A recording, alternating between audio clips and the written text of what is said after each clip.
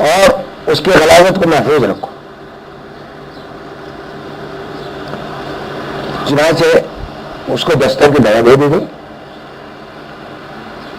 کچھ دنوں میں جب دس آ گئے تو کچھ دنوں میں تو بس حال اس کا یہ ہوا کہ دانت باہر آ گئے, گال پچک گئے اور آنکھیں باہر آ گئی, ہڈیوں کا ڈھانچہ نظر آنے لگا اور وہ غلاظت اپنی جگہ رکھ دی.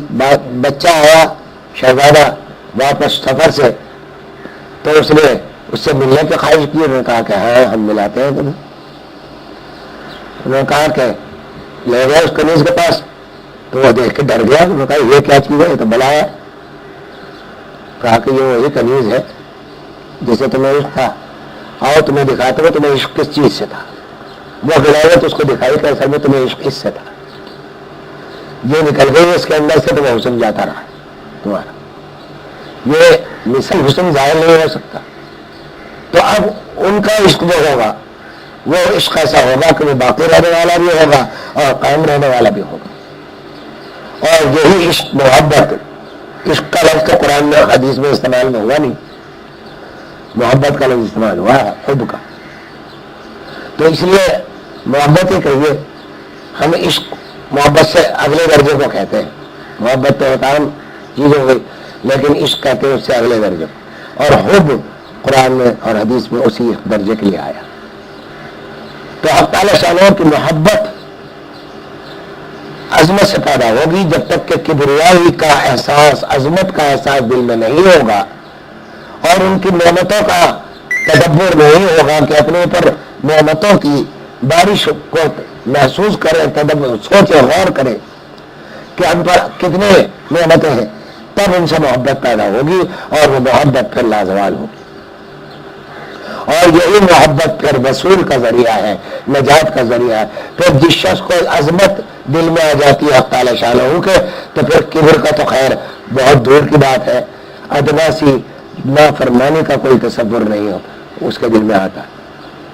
بعض بزرگوں کے حالات میں لکھا ہے کہ میں بس مختصر کرتا ہوں, بات کو ختم کرتا ہوں کہ بعض بزرگوں کے حالات میں لکھا ہے حق تعالی شانہ کے معاملات اپنے اپنے دوستوں کے ساتھ عجیب عجیب ہوتے ہیں, کسی کے ساتھ کچھ, کسی کے ساتھ کچھ. ان پر کبریائی کا غلبہ تھا, کسی پر توحید کا ہوتا ہے, کسی پر خوف کا ہوتا ہے, کسی پر امید کا ہوتا ہے. مختلف درجے ہیں. جس طرح باغ میں مختلف پھول ہوتے ہیں, خیر پھول کی خوشبو الگ ہوتی ہے, رنگ الگ ہوتا ہے. اسی طریقے سے اولیاء کی مزاجوں پر حق تعالی شانہ کے جو انعامات ہیں ان کے رنگ الگ الگ ہوتے ہیں. تو ان پر خوف, ان پر کبریائی کا غلبہ تھا کہ اللہ تعالیٰ کی عظمت دل میں بسی ہوئی تھی. تو حد یہ تھی کہ وہ پاؤں نہیں پھیلا سکتے تھے. رات کو سوتے وقت سوتے تھے تو پاؤں نہیں پھیلا سکتے تھے کہ اللہ تعالیٰ کا یہ عظمت کا دل میں احساس رہنا تھا کہ اللہ دیکھ رہا ہے. میں اللہ کے سامنے, اپنے باپ کے سامنے اس طرح نہیں لیٹ سکتا, تو اللہ کے سامنے کیسے لیٹوں پاؤں پھیلا کر.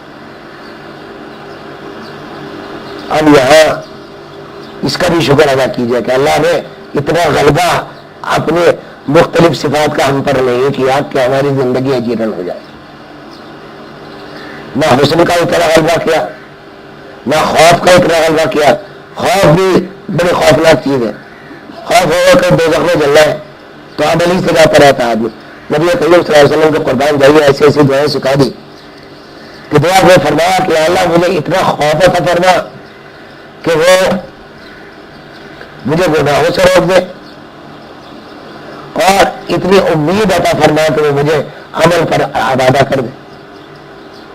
تو ہر ایک چیز کی حدود ہے. تو اللہ تعالیٰ نے جو ہم سے پوشیدہ رکھی ہے بعض صفات کو, ان کو بالکل پوشیدہ مومن کے دل سے نہیں ہونی چاہیے, لیکن غلبہ بھی اچھا بھی ہوتا ہے. اب یہ عظمت کا غلبہ اگر ہو گیا, خوف کا غلبہ بعض لوگوں کو واقعات موجود ہے کہ خوف کا غلبہ ہو گیا کہ اللہ تعالیٰ دیکھ رہا ہے, خوف ہے, اب نہ کھا رہے نہ پی رہے, ہڈی ڈھانچہ لگ گئے, خوف ہو رہا ہے کہ بھائی کہیں اس میں حرام نہ ہو, جو کچھ میں ایک نوالا کھا رہا ہوں ہو گیا. تو خوف کا غلبہ ہو گیا تو برا ہے, اور امید کا غلبہ ہو گیا اللہ غفور الرحیم, صاحب بخش دے گا, نہ نماز نہ روزہ نہ زکوٰۃ نہ حج. سمجھا؟ تو یہ بھی عذاب، یہ بھی شیطان کا ہتھیار ہے۔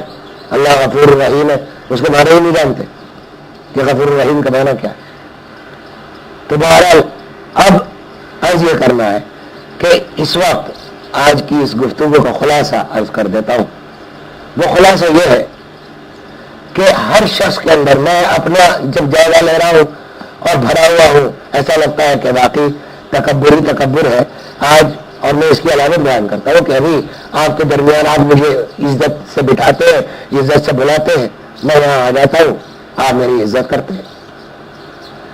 جب میں یہاں داخل ہوں، آپ مجھے گالی دے کے کہیں میں کیا آیا تو یہاں، تو ذرا سوچیے مجھ پر کیا گزرے گی۔ یہ تو طبعی ناگواری ہوگی، وہ طبعی ناگواری تو کبر نہیں ہے، سمجھے آپ؟ طبعی ناگواری گالی سے اگر ہوتی ہے، تکلیف سے اگر ہوتی ہے، وہ کبر نہیں ہے۔ کبر کیا ہے کہ میں اس پر یہ سوچوں کہ میں اتنا بڑا عالم، میں ان لوگوں کو سبق سکھاتا ہوں، یہ آج میرے منہ کو لگ رہا ہے، ان کی حیثیت کیا ہے؟ یہ کبر، سمجھا؟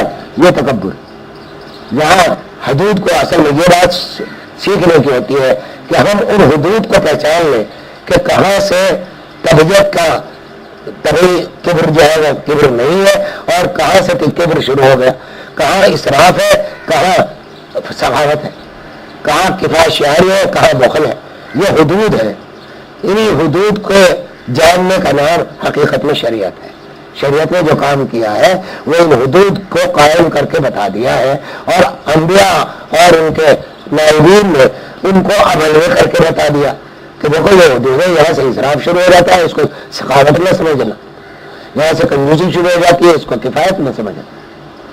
تو یہ اللہ تعالیٰ ہمیں ان سب باتوں سے محفوظ رکھے، اور حق تعالیٰ شان اپنی عظمت کا احساس اتنا عطا فرما دے کہ ہم میں تواضع پیدا ہو جائے، کبر کا بیج مٹ جائے، اور ہمارے اندر اللہ اپنے نفس کی معرفت اتنی عطا فرما دے کہ اللہ ہم آپ کے معرفت تک پہنچ سکے، اور اس معرفت سے ہمیں عمل کرنے کی توفیق عطا فرما جو ہمیں جنت میں داخل کر دے، اور ہمارے تمام گناہوں کو یا اللہ سیئات سے بدل دیجئے۔ یا اللہ اس مجلس میں جس نیت سے یہ بات کہی گئی مجھے بھی اس کا نفع عطا فرمائیے۔ ہمارے بزرگوں کا قاعدہ یہ تھا کہ جب کبھی اپنے اندر کوئی برائی نظر آتی تھی تو اس پر واز کہہ دیا کرتے تھے، اور وہ اس لیے کہتے تھے کہ اب 10-20 آدمیوں کے سامنے، 1000 آدمیوں کے سامنے کہہ کے آئے اس برائی کو، اب اگر وہ خود برائی کریں گے تو شرم آئے گی کہ ابھی تو لوگوں سے یہ کہہ کے آئے ہو، اب تم خود اس میں مبتلا ہو، تو اس برائی کا علاج ہو جاتا ہے۔ تو خیر نیت تو میری بھی یہی ہے، لیکن ان بڑوں کی نیت بڑوں کے ساتھ بڑی نیت ہوتی تھی۔ تو اصل بات یہ ہے کہ تکبر ہمارے اندر موجود ہے، دو مہینے بہت ملے گا، سمجھے آپ؟ جب تلاش کریں گے تو نظر آئے گا، جب تلاش کرنے بیٹھے تو توبہ کرتے جائیے، سمجھے؟ اور اپنی ہر خوبی کو اپنا کمال نہ سمجھیے، بس یہ ہے تکبر کی خلاصہ یہ ہے کہ اپنی خوبی کو اپنا کمال نہ سمجھیے، اللہ کی عطا سمجھیے کہ یہ اللہ کی عطا ہے، اگر چاہے تو چھین لے، ابھی چھین لے، چاہے تو اس میں بڑھا دے، یہ ان کے عطا ہے، میری اپنی کوئی خوبی نہیں ہے۔ قارون نے یہی بات کہی تھی جب خزانہ اس کا تھا، تو جب لوگوں نے کہا کہ تجھے اللہ نے اتنا مال دیا ہے کہ تو بھی زکوٰۃ دیا کر، لوگوں کی خدمت کیا کر، حضرت موسیٰ علیہ السلام کے خاندان میں سے تھا، تو اور اس کی قرآن میں ہے کہ اس کی کنجیاں، چابیاں مزدور لے کے جایا کرتے تھے خزانے کی، کئی مزدور چابیاں اٹھاتے تھے، تو خزانہ کا ایک دن خزانہ بس وہ لوگوں نے کہا کہ زکوٰۃ دو، اس نے کہا کہ علی علم عندی، کہ میرے علم کے وجہ سے میں نے یہ کمایا، میں کیوں اللہ کو زکوٰۃ کیوں دوں، یا دوسروں کی مدد کیوں کروں، یہ مال میرا ہے، میں نے اپنے علم سے کمایا۔ تو اللہ تعالیٰ نے اس کو اسی خزانے کے ساتھ زمین میں دھسا دیا ہمیشہ کے لیے، اور پھر عبرت ہو کے لیے فرمایا، لوگوں نے کہا کہ اچھا ہوا کہ ہمیں اللہ نے ایسا مال دولت نہیں دیا۔ تو ایسے مال و دولت سے بھی بچیے جو اللہ سے دور کر دے، جو آپ کے اندر تکبر پیدا کر دے۔ اس تکبر سے بچنے کی ضرورت ہے، تواضع اختیار کرنے کی ضرورت ہے۔ بعض دفعہ میں خود اپنی بات کرتا ہوں، مجھے ڈر لگتا ہے اس بات سے کہ بعض دفعہ تواضع کی صورت میں تکبر ہوتا ہے. آدمی عاجزی انکساری کرتا ہے، لوگ کہتے ہیں بھائی بہت ہی متواضع آدمی ہے، تکبر نہیں ہے اس میں، انکساری ہے، بس یہ تعریف ہو رہی ہے. وہ اسی لیے متواضع بنے ہوئے ہیں کہ لوگ تعریف کریں گے کہ یہ متواضع، تو وہ بھی تکبر ہے. اصل میں صورت میں تو جھک رہا ہے، عاجزی اختیار کر رہا ہے، میں گندا ہوں، میں گنہگار ہوں، میں خطا کار ہوں، لیکن اس لیے کر رہا ہے کہ لوگ تعریف کریں. یہ بھی تکبر. اللہ تعالیٰ ہمیں اس باتوں سے بچائے.